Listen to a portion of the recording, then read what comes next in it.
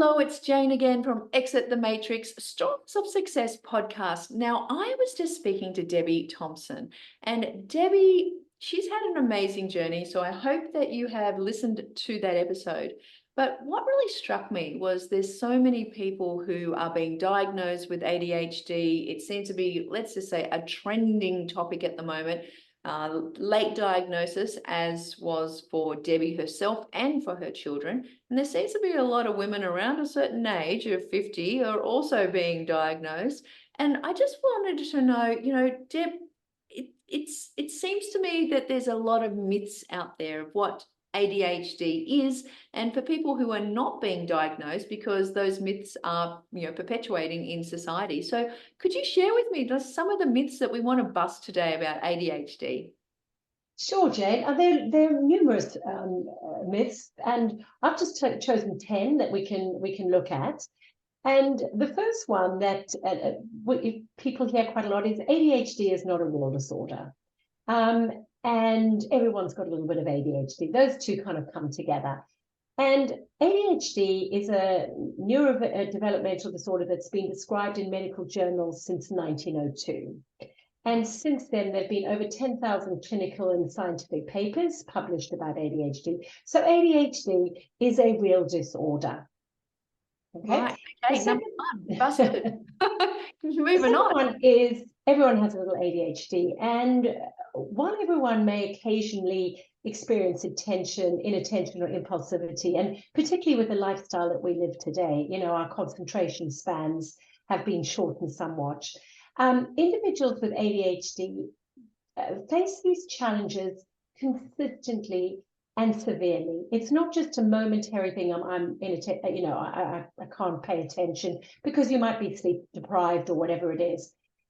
So equating common behaviors like I can't pay attention to what ADHD actually is really minimizes the genuine struggles that those with ADHD are diagnosed with. And so everyone needs to be quite careful when they say, oh, I might have, or I've got ADHD, because ADHD has some really, difficult challenges for many people. Okay, good. Good to know. Yeah. Okay, busted. Give me another one. Okay, so another one is that children with ADHD will eventually outgrow their condition.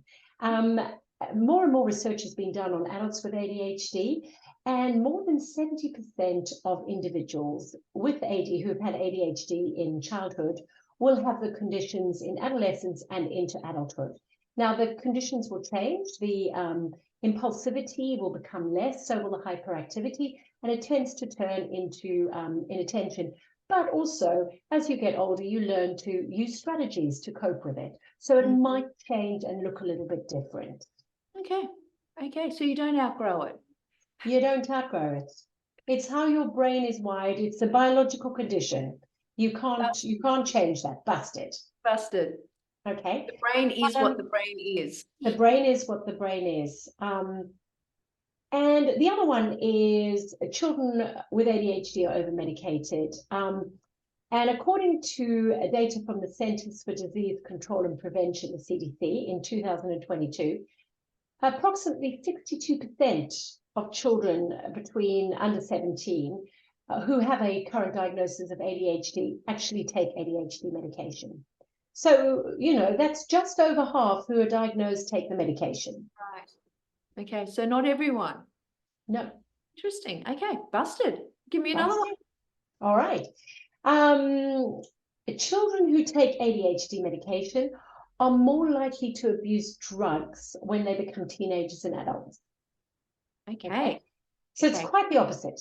Having untreated ADHD actually increases the risk that individuals will abuse drugs and alcohol to deal with their symptoms of ADHD. So the medications used to treat ADHD have been proven safe and effective for more than 50 years. Okay, so it's not a new trending topic. No. Okay, but I guess people are worried about addiction. If you are taking a drug, every day from when you're a child, you're going to become addicted. Now, the thing with ADHD medication, it works when it's in your system. Right. Okay. Yeah. Excellent. Okay, the other myth is that girls have lower rates and less severe ADHD than boys. Is that true? And yes, and ADHD in girls and women has only really been recognized in the last few decades. Prior to that, all the research was done on boys. And boys are diagnosed 3 to 4 times more than girls, even though research is showing that girls are just as likely to have it. And that's because one of the reasons is because girls have tend to have the inattentive ADHD and seem more kind of daydreamy and inattentive. And as a result, they're often just overlooked or remain undiagnosed. Okay, so girls can have it too. Oh, as likely as boys, but boys are 3 to 4 times more likely to be diagnosed. And are they diagnosed at the same time? No, boys are diagnosed usually earlier. Well, not it's more the hyperactive ADHD that's diagnosed earlier. Right.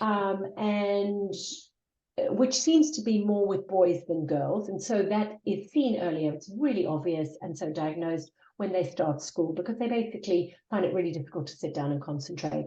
Whereas with girls, it's found later on when life becomes a bit more challenging.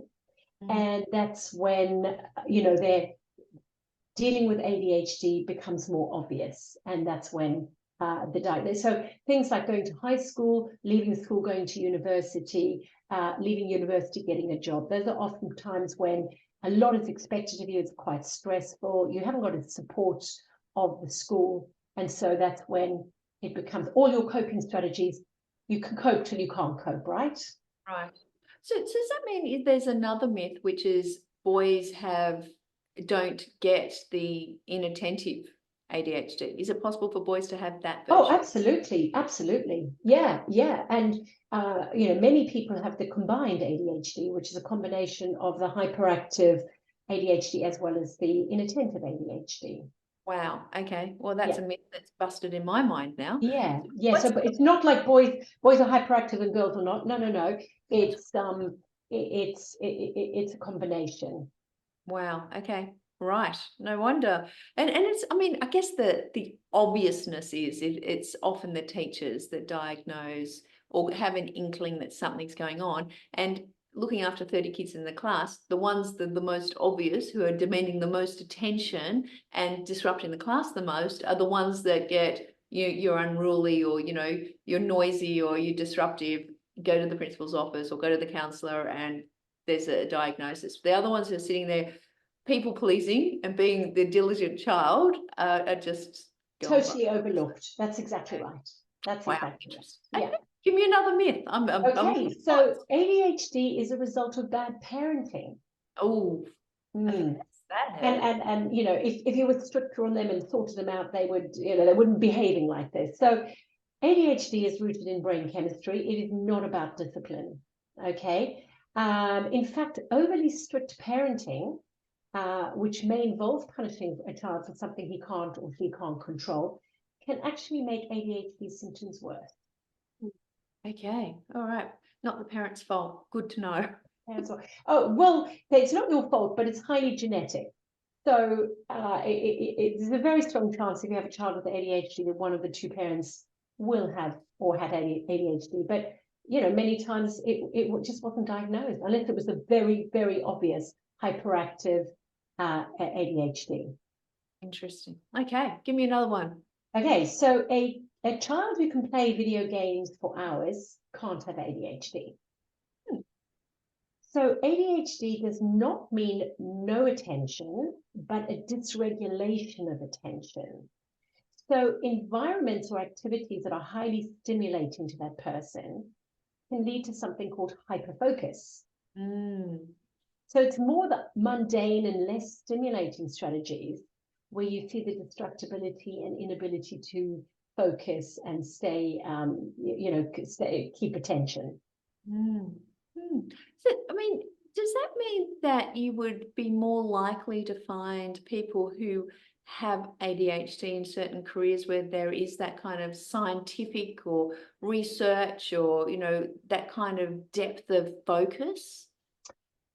Oh, absolutely. I don't know the stats on that, Yeah. but when people who have ADHD are interested in something, that they become experts, they can often become experts in that field Mm, because they're hyperfocus is one of the superpowers of ADHD, right? yeah, of course. No, that's great. Okay. Do we have any other myths? Yes, we do. We have a couple more. So people with ADHD are stupid or lazy and will never amount to anything. Wow. Okay. Wow. That's Right. a And big one. yeah, many well-known high-achieving individuals have ADHD. Some of the ones who are not with us anymore are Mozart and Abraham Lincoln. Well, not definitely they were, but looking at how they lived their lives, and many successful business and sports and creative people. And for them, they wouldn't change their ADHD. It's given them huge hyperfocus. It's given them ability to think creatively out of the box, huge amounts of energy. So people like Richard Branson, Michael Phelps, the swimmer, uh, Justin Timberlake, Ryan Gosling, Michael Jordan, Will Smith, Emma Watson. These are highly, highly successful people because of their ability to focus in and do something phenomenally well. Wow. Okay. That was my mind blown. Yeah. Another one which is quite interesting is Mhm. children who are given special accommodations because of their ADHD are getting an unfair advantage. Ooh, okay. Tell me through that. Okay, so actually, children with ADHD are at a distinct disadvantage, and school policies. So do we have a final one that we can bust? Yes. So ADHD is a modern farce created by drug companies. Ooh, okay. Talk me through that. Okay. So a century ago, the specific diagnosis of ADHD didn't exist. But physicians have described children who are hyperactive, impulsive, inattentive, right? Which, if we put those all together now, they would probably have a diagnosis of ADHD. So some of the earliest reports from doctors date back to the early 1700s. They just didn't have a diagnosis. Right. They just Now, couldn't. ADHD is not purely a Western phenomenon, and the rates of ADHD around the world are fairly consistent. Um, they've been, they've probably been around forever. We just now have better ways of diagnosing, and And there's more it's education out interesting, there. it's not just the diagnosis. Now we actually have the lifestyle controls that you talk about in your courses, but Yeah, also the medication, and we yeah, have the, I guess, the awareness in schools and families, telling your grandmother that Johnny's not just a bad kid. Johnny actually has a different way that his brain processes things, and yeah, that's why this happens. yeah. To the grandparent going, oh, back in my day, we would have Because just given him the strap. yeah, It's yeah, about yeah, having that understanding of, yeah. it's actually back in your day, there were kids like this, and probably you gave them the strap, and probably they're traumatized for life for that. Mm. In actual fact, they could have been medicated or had some strategies to help them. And that goes to all the inattentive girls and boys, and males and females who were never diagnosed because they weren't the hyperactive, naughty child, or somebody who couldn't keep a job down. They were just silently struggling. So, Deb, there's some horrifying statistics, isn't there, for kids that have ADHD as well? Mhm. There are, and some of the ADHD experts, like William Dodson, MD, estimated that children with ADHD receive 20,000 more negative messages by the age of 10 on average than those without ADHD. That's 20,000 more negative messages. And what's interesting about that is we know that, from the ages from, 0 to 7, 70% of your neurotransmitters in your brain have been formed, and the stories that then become your beliefs, not enough, not worthy, not capable, not competent, no power, actually propagate into your life, to think that this is the messages, you know, sit down, Tommy, you're being noisy. There's Jane, she's a daydreamer. You know, there's Jo, she's always out there and, you know, never actually participating, but always the people pleaser. All of these things are judgments that children hear, right? And they're Absolutely. taking that on. So that 20,000 more negative comments, like this is why we need to bust these myths and make ADHD, I guess, a not just a trending term, but something that people can understand, not be scared of. And, you know, I really welcome people to, you know, engage with Advantage, with Deb Thompson. You know, go and seek out her courses and information. She's got information for teachers. She's got information for doctors. It's based on the standards that, you know, have come out with the understanding of ADHD. And I really, you know, I really appreciate your time today, Debbie, because I know that this is really important to you. But if we can actually, you know, bust these myths and get more information out there in the hands of people who can make the changes, so kids aren't going through life with these negative comments and waiting till they're 50-year-old to be diagnosed, then, you know, what a better world we're going to have. So I really appreciate your time today. Thank you so very much. Thank you, Jen.